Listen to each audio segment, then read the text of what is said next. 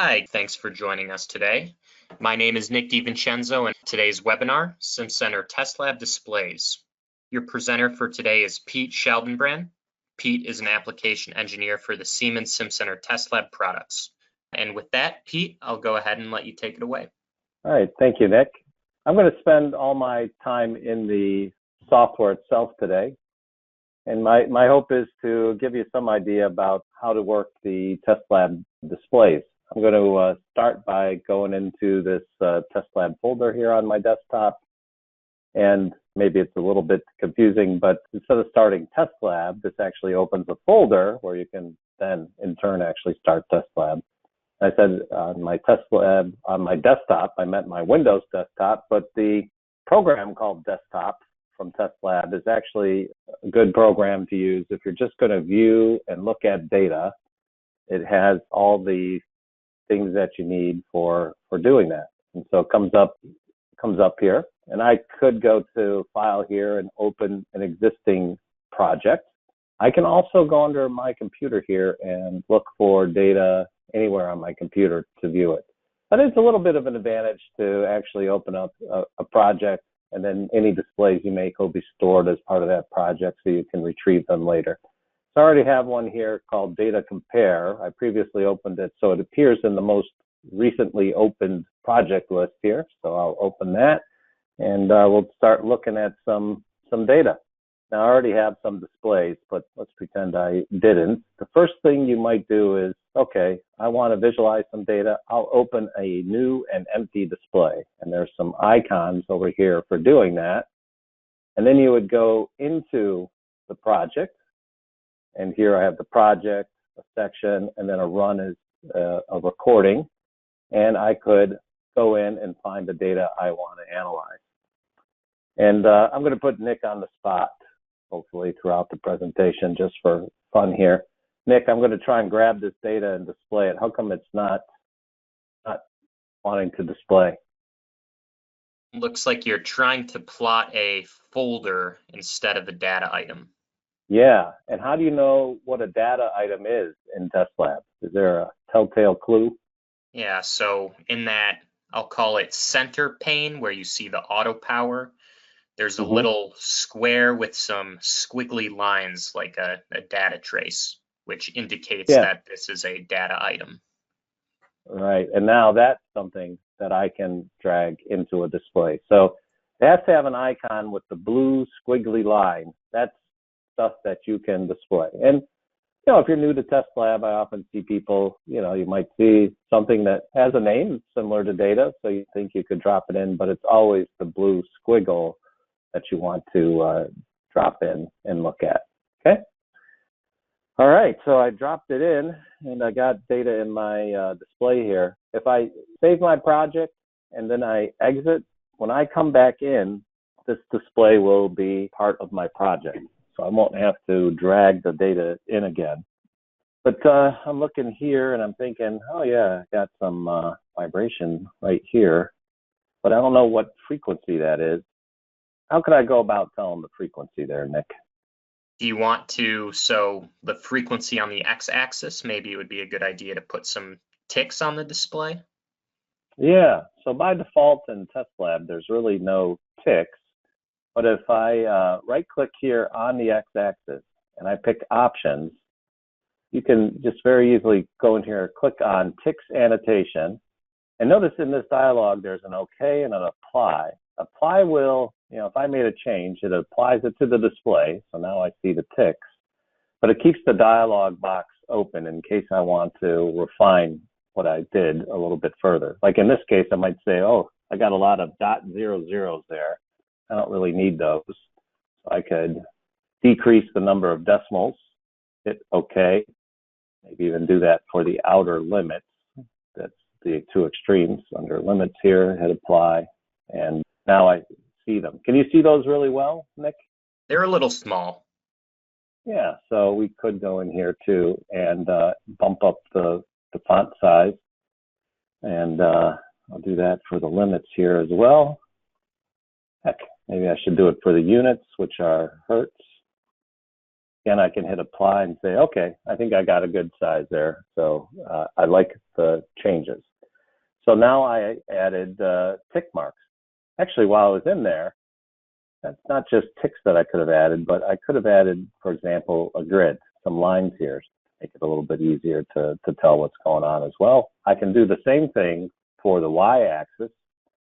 So I can add ticks annotation here and a grid, kind of see what that looks like, and hit OK. So I think I've improved my display. What do you think, Nick? That definitely seems a little more readable to me than it was before. Good. Now, if I open a new front back display and I drop some data in it, what's going on there, Nick? How come I didn't get my ticks back? I'm hoping you'll tell me, Pete. Yeah, well, that's because the default display here, the front back display, that when I click on it and select it, it doesn't have ticks on by default. If I go to options here and I turn on ticks annotation and just make those changes again really quickly. There's a trick, Nick. Once you've added these ticks annotations, if you want them to be permanent, you see this little tab up here? Got a little blue triangle that you can pull down on. See that? I can see that tab. Okay. What do you call that tab? How do you describe it to people? I like it saying a little caret. Really? Yeah, like a caret you'd use to make edits in a Word document. So because it's an upside down triangle, people call that a caret? Well, I'm not saying people call that a caret. That's what I call it. Okay. I've heard other people call it the blue caret. I, however, didn't have a word in my lexicon for upside down triangle like caret, but glad you do. So anyway, upside down triangle or whatever that tab is, the blue caret, pick it from there. And there's this save as layout, the very last entry. And if I pick that, notice it comes up with the same name as the layout that I'm in, front, back. And if I hit OK here, I can overwrite the default layout. And then when I pick front, back, it's got numbers on the bottom. If I drop data in it, the numbers show up. If you want to make the changes permanent to the display, you have to do save as layout. Does that make sense, Nick? Otherwise, it just reverts to the default. But you can overwrite the default. Yeah, that makes sense to me. Quick question. What data format files are supported in Testlab? Just tons and tons and tons. And yeah, you don't have to use Testlab to plot just Testlab data. You can plot other types. I have some other file formats here. So there's simulation data files like Abacus, Simcenter 3D, MDF files, SDF, which stands for Standard Data File Format, TAFMAT from TIAC recorders, WAVE files, universal files. And when you go into these files, it's the same thing. We got a symbol here, but no blue squiggly. But if I click on the file, middle pane, I got blue squigglies, and I could grab, for example, these FRFs, in this case, out of a universal file and plot them. All right, going back to here, we did the save as layout. By the way, under Tools Options, File Locations, this user configuration folder is where when you make a local change, like overwrite default layout, we don't do that for everyone on the PC. We do that just for your user. If I go to that directory in Windows, there is a layout folder here, and that's where the layouts are stored, like this new front back. And that file, I can actually send to someone else. If they stick it in the same directory, they can use it then. So it'll take precedent. But it would be a manual transfer. But basically, the layout change that I made is for my user on this PC. So any project I'm in, the front back will come up with tick marks. And if I want, I can send the .lay file over to someone else if they want to use it, and they just have to put it in the right directory, which again, you can find under Tools Options, File Locations, in the Layout folder. All right, so maybe I'll do save as layout again. And now watch this, Nick. When I open the front back display, look at that. Doesn't that kind of look, what did I do there that was different? I missed what you were trying to do there, Pete. Is the curve with the nice reference there, the reference FRF? Yeah, when I did save as layout, I guess the point I was going to make here is I saved it with data in it. If you do that, not only do you get the tick mark changes that you made, but now when I open it up, the data is in there as well, which would be good, as I think you said the word reference. It could be a reference curve, but it might not be good if you're trying to plot new data. In that case, what you might want to do is hit remove here and then save the layout again without data in it. And then it will open up empty. Does that make sense, Nick? Yeah, that makes sense. Yeah. But I did want to show another little trick that some people may not know. Here I got some data in here, and if I drag another curve in, it's going to show up. I think it's got different units, so I'll put it in the back. It shows up as a separate data trace. And then if I add another one, it shows up, etc. It is possible, if you have some data in the display that you don't want, you can actually drag this, instead of dragging to the open area in the display, if you drag over the data in the legend, it will replace that data with the data that you're dragging. So that's an easy way to update the display without even having to go through the extra step of removing a curve. That kind of makes sense to you, Nick? That makes sense. Here I have like 4 curves. If I'm like, oh, I want to replace that second one with this, I can just highlight it, drop it in place of the second one. So it saves a little bit of time. I can even update any curve within the display. Showed you how to make some tick marks and things like that. And if we're going to save a display, maybe we should remove all curves first, then do save as layout. It's also possible to you don't have to overwrite one of the default displays. You can make your own name, Nick. Did you know that? I did.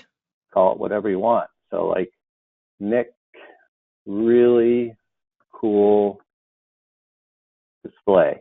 Maybe I've made some really awesome changes. Very proud of my display.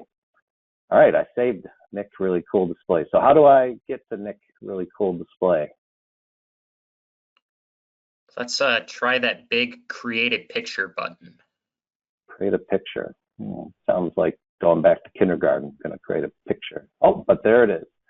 So yeah, when you save it, there's this list of icons for favorite displays, but all the layouts that there are available are all accessible under this create a picture. And I can open the Nick really cool display there.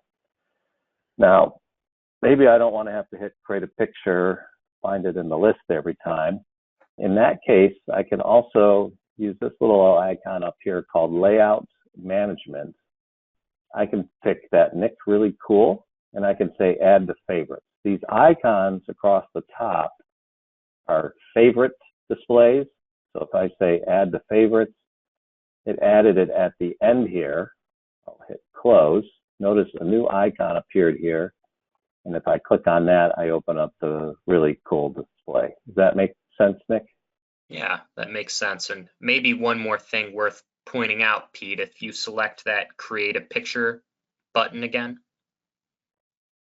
what's the difference between that level text? So some say user and some say central. Oh, well, user are ones you've created that are specific to your user on that PC.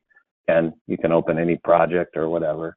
Whereas central are the ones that are provided with Testlab by default. You can tell this user one is in the local file directory. Okay. You can also search too. I thought you were going to ask, if I wanted to find the cool displays, how do I do that? And you can do that by typing cool here, and only the cool ones show up. Okay, so the big list here. In fact, some of these kind of make sense. 1x2. It's 2 displays. That makes sense to me. If I do create a picture again and I look for 1x4, for example, okay, I get 4 displays. So that makes sense to me. But the other ones, some of these words, I don't know, you got M's and all sorts of stuff. Here too, I think this layout management tool is pretty cool because you can actually see these before you open them. It has like a preview mode for the layouts, and you can kind of look through them and say, okay, this one looks like this one looks like that, and then pick and choose the ones that you want. In fact, we think layout management is so cool. Not only is there an icon here, you also have a view. You got layout management. You know, we put it in two places to double the chance that you'll find it, Nick. Isn't that thoughtful of us? Very, yeah, very thoughtful. Yeah. Another nice feature in here too is when I picked Nick Really Cool, notice it kind of had a plain Jane icon. If I go to choose file here, it has all sorts of icons I can pick from. So I can pick a cool icon, hit save layout. Oh, actually I want the Nick Really Cool one. Or maybe when I pick Nick Really Cool, I'm going to say, I'll choose a file. Point is, somewhere in that sequence, I can make it so it has colors or whatever. But yeah, the idea is you can, with that layout management, you can remove icons you don't use a lot and then add icons for displays that you do use a lot. So I hope that made some sense to you, Nick. Yeah, no, that seems extremely full. Let's go a little bit further here. I'll replace this one. So if we're interested in some of these amplitude values and things, we can also right-click, add a single X cursor. I can move the cursor along here, look at the frequencies. If I click on the data, it'll also show the intersection. That yellow tab there is actually reading the amplitude values. As I do that, if I'm clicked off, it's just reading the frequency. So you got a cursor here. On the cursor, you know, there's actually, if you look up here, there's two little arrows. That means you can move the cursor.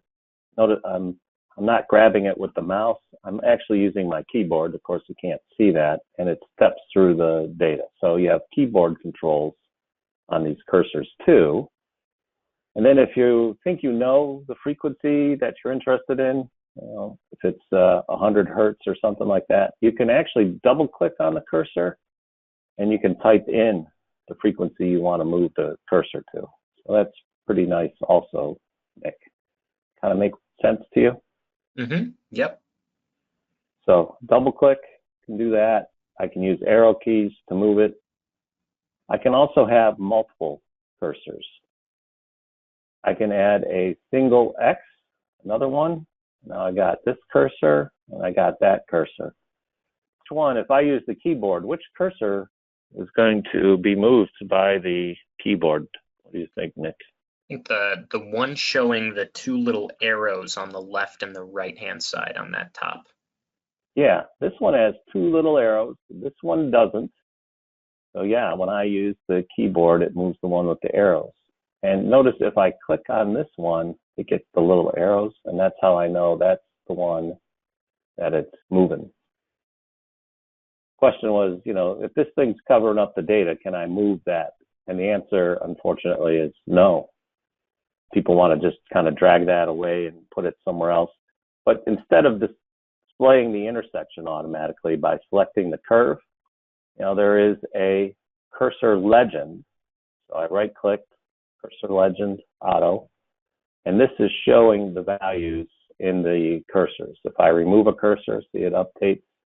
I can also come under options here and I can increase font size to see that cursor a little bit better. And so this is showing the values, you know, and I can move this anywhere I want in the display. I can also move this legend as well. So, yeah, so that top number is the frequency that the cursor is at, and that bottom number is the amplitude level of the curve. That's right. Okay. Maybe one other thing to point out, Pete, is if you move your cursor back over a point on maybe that peak of the data and you select the curve. You can also right-click on the cursor, go to Properties, and uncheck that tooltip style. Do you see that on the bottom left? And hit Apply. You may need to recheck Show Value. But now it doesn't show it doesn't have that background, so it's a little harder to read the number, but maybe it makes the data a little easier to see. Yeah, that's a good point, Nick. I'm going to put it back on.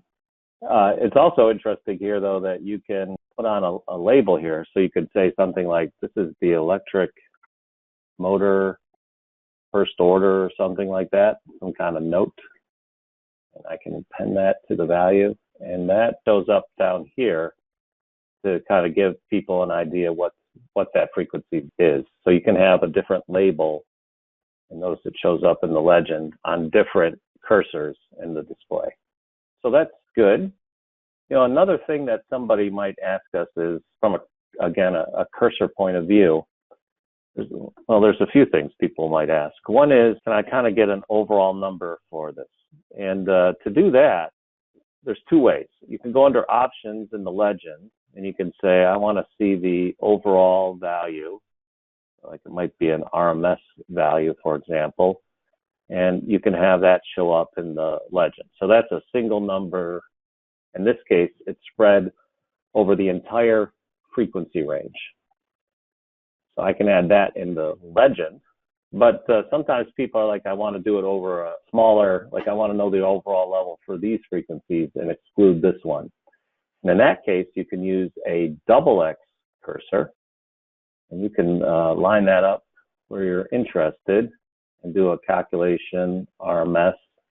And this value, this RMS value, is limited by these two frequencies. So it's maybe from 380 hertz. I'll just make it a nice number to exactly 575. What do you think, Nick? That good? That looks good. I think it could look better because it's also showing the values at these two cursors. So if I right click in the cursor legend when I'm using this XX cursor, there's a append cursor position, and don't show the intersection. I'll hit apply here so I can keep it open. What do you think of that? Does that look even better, Nick?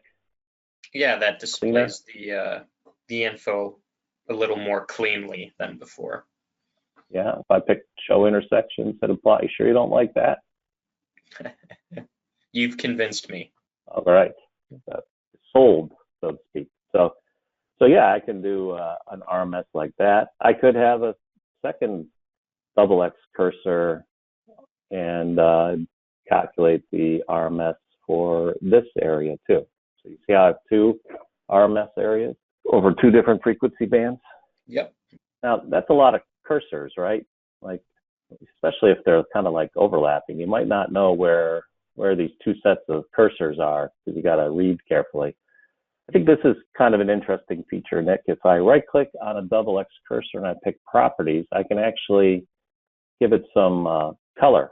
You know, I can actually pick out of this list.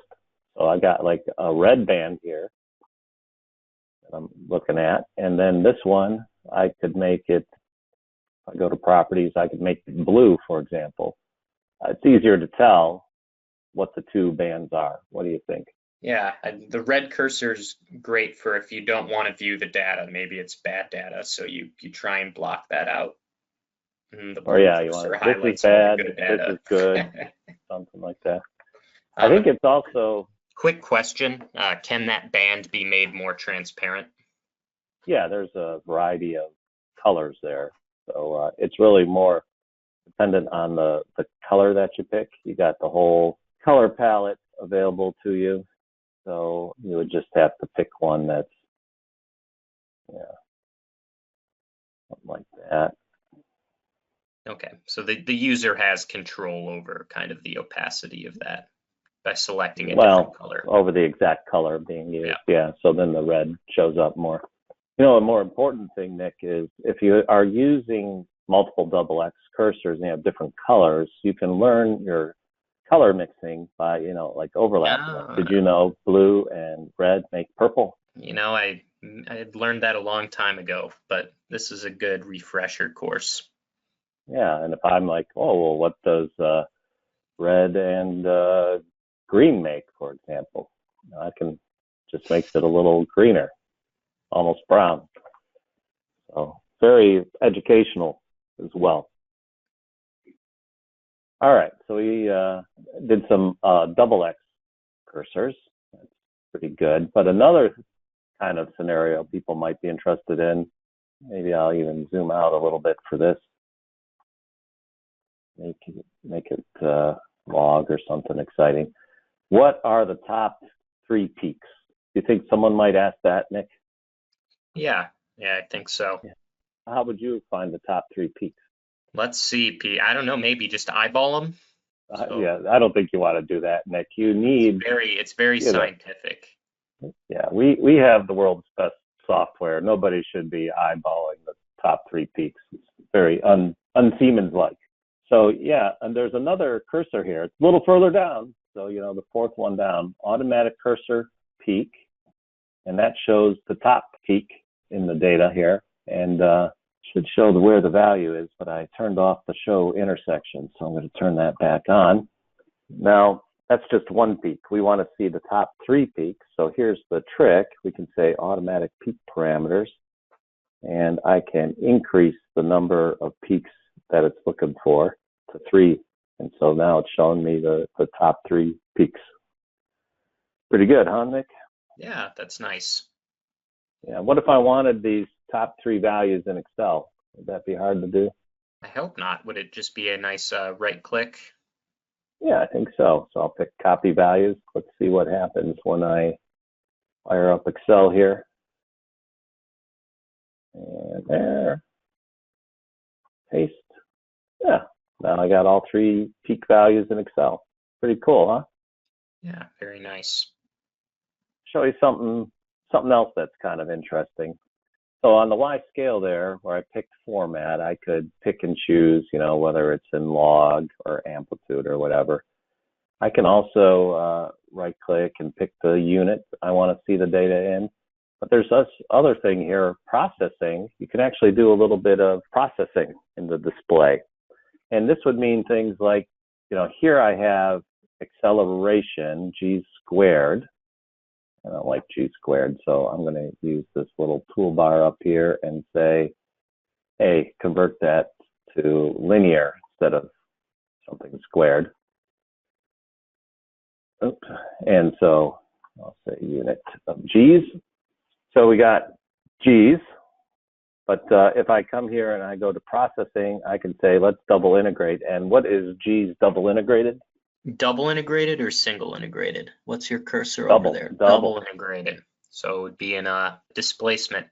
That's right. Integrate once would be velocity. Integrate twice, it should be displacement. And there it is in centimeters of displacement. And you can see the peaks are a little bit different and the automatic peak cursor changed. The other nice thing here is in centimeters, maybe I don't like centimeters. So if I go under unit here, I can pick millimeters, or I could pick miles if I wanted to. You often work in miles of displacement, right, Nick? Yep, absolutely. I find the numbers to be extremely convenient. Well, especially if you're dealing with something that's measured in miles, I guess.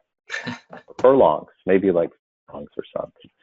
So yeah, it's pretty easy to do. In fact, let's see if we can do something kind of interesting. What if I wanted to plot a spectrum and I wanted to get the top 3 peaks in acceleration, velocity, and displacement all in one? Do you think that would be easily done, Nick? Yeah, I think we could arrange something, maybe create a 1x3 display. Yeah, so I'll go to create here and I'll look for 1x3. That's straightforward. If it was one of these, then I'll hit OK. And I can take this auto power. It's in G's, and I'm dropping it in all 3 displays. In G squared, which kind of annoys me, so I'm going to do the format conversion to linear. And then maybe I will change it instead of meters per second squared. I'll say, hey, show this to me in G's. Now, here I have G's, and I can, how do I get the top 3 peaks? Add that automatic cursor. Yep. peak. Peak. And then right click on that cursor, properties or automatic peak parameters. Change the number of peaks. Yeah. If you had something like this, I think there's even a way, like here I have this display on the back here. And by the way, when you drag data in, notice there is a front and a back. That's where the front back gets the name. This is considered the back. You can overlay data with different units this way, sound versus acceleration, et cetera, by using the back. So you have a set of limits on the back, set on the front. But in this case, I'm not interested in that. So I could actually make that back stuff not visible, for example. And another little trick, if you hold down Control, you can actually resize these displays in case they're not the way you like them. So I got the top 3 peaks here. I got, actually I wanted to show if these were on, but I kind of liked, I'm making some changes here, like I put on the ticks annotation, for example, and I like that. I want to maybe set up the other displays the same way quickly without having to do all the individual clicks. So the trick there, Nick, is you can say display format. So after you've been doing all this stuff, copy, and you can copy this to all the other displays. Or I should say display format align, because copy it, I have to actually paste it then. And if I say align, it made them all similar. You see that, Nick? Yeah, I did, and it even like moves the legend position, it looks like, too. So if you want to make sure that the legend is in the exact same place in all displays, you can use that. Yeah. Align The one thing it front did not back displays. do was the cursors. So I just went ahead and did those. And then they're all in G's, but I want acceleration, velocity, displacement. So what would I do? You could right click on y-axis of a display, processing, integrate single, and then integrate twice. Yeah. And just like that, I have it. And as you integrate, you're dividing by the frequency squared. And you can see that when you get close to 0 hertz, that's a very small number, so it kind of blows up. If I double click here, maybe I could display from 5 hertz and up, maybe a little bit more. So that's an integration artifact, the fact that you don't see the data and you get this large DC offset. But here too, I can apply to all. Now they're all at 20 hertz, so I can see the data a little bit better. But yeah, this acceleration, while high up here, doesn't result in much displacement, right? When you weight it right by the frequency. Maybe something else worth showing, Pete, is if you were to zoom in on that top display, is there a way to make the zoom also transfer over to the middle display and the bottom display? Well, that's blue caret time, as they say. So if I go to blue caret, there's this thing called coupled limits.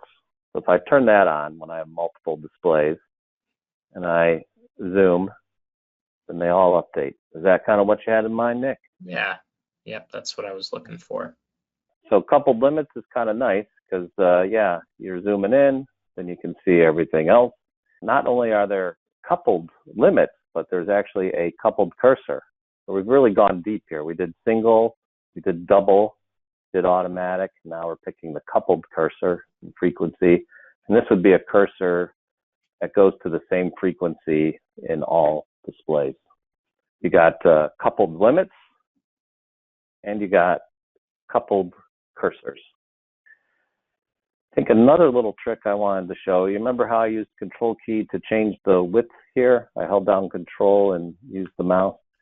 I can do that to change the height, and I can do things like move this legend outside of the display entirely so it doesn't cover up anything. And again, I can do the display format align and make them all outside that way. So yeah, the Control key and resizing is kind of nice. Want to see something else that's pretty cool? Yeah, absolutely. Yeah, we're all hoping for cool things. So I'm going to go back here. All right, here I have a fancy color map. On a color map, you see things like, I can turn off this, diagonal lines. What are those diagonal lines called again? Those are called orders. Okay, so something related to the rotational RPM of whatever I'm testing, the RPM here. So if I pick order cursor, got a diagonal line, I can see what these orders are. And by the way, there are a bunch of mouse and keyboard tips that you can pick here. So what's kind of nice about this, if you look in there, there's all sorts of little keyboard shortcuts. But if I hold down Control and use the scroll wheel, I can actually adjust the amplitude here. I like playing around with it, bring out just the right amount of red, Nick, depending on how urgent an issue is, right? Oh, look, we got really bad vibration. Or if I hold down Control and move the scroll wheel and go the other way, I can say, guess what? The vibration problem isn't a problem. I'm going to go on vacation for a while because we don't have any urgent issues. You like that, Nick? It's nice to be able to play around with the color, I suppose. Yeah. So I'll go with semi-urgent. So we have these nice orders. And there's a little thing up here called a detached display, where it's nice to see the order overlaid there. And I should update my front back. Let me do that right now while I'm thinking about it. But if I right click on this and I pick processing, I can drop that order in here.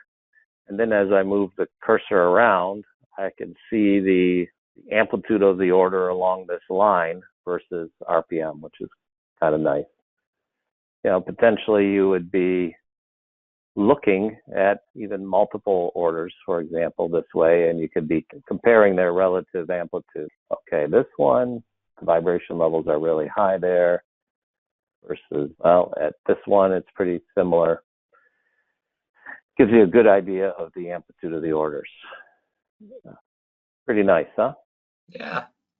Yeah, it makes examining your data pretty simple. It gives you a lot of freedom to interact with it. Yeah, you can kind of interrogate it. And it's not just orders, is it? If you were to do something like, something like this cursor, and I pick processing on it, you can see at a given RPM what the spectrum looks like, for example. Make sense? Yeah, that makes sense.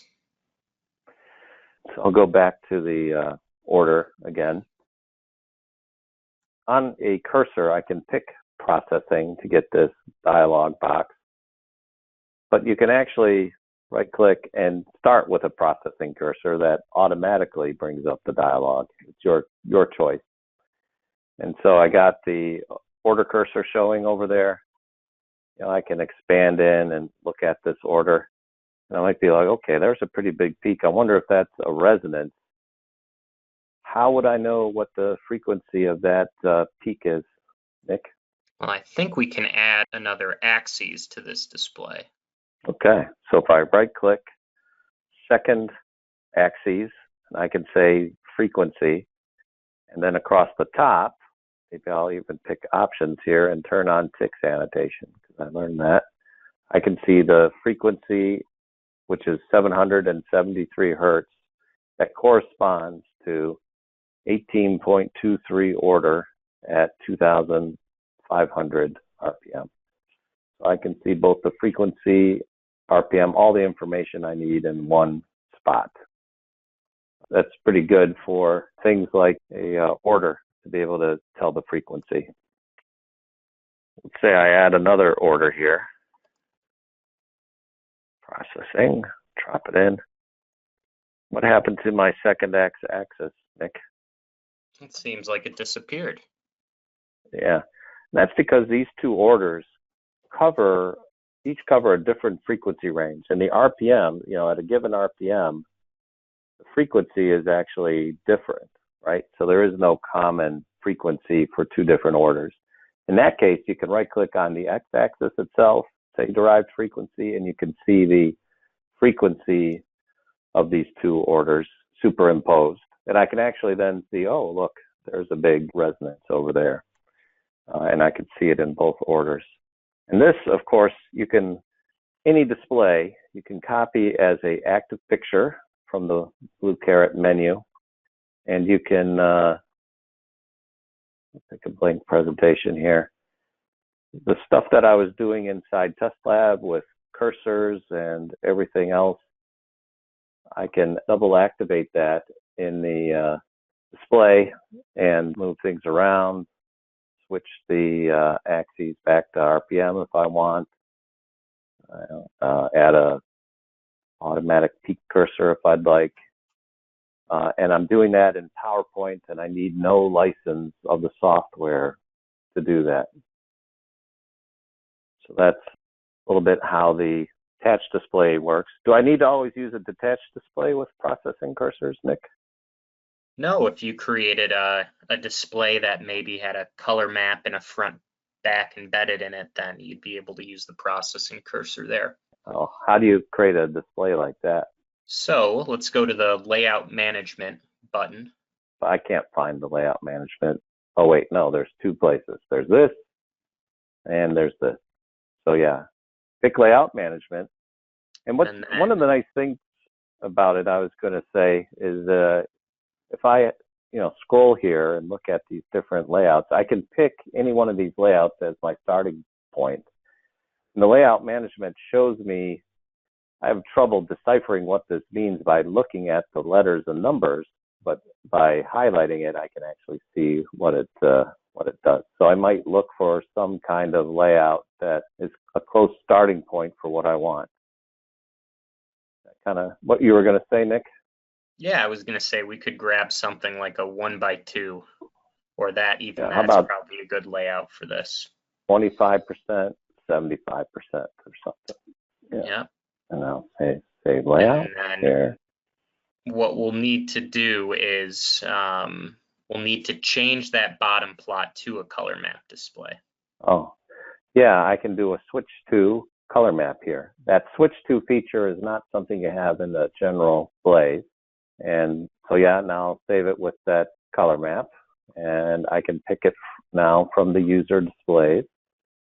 Oh, I don't know if I can find that color map back. So here's another little trick to know about.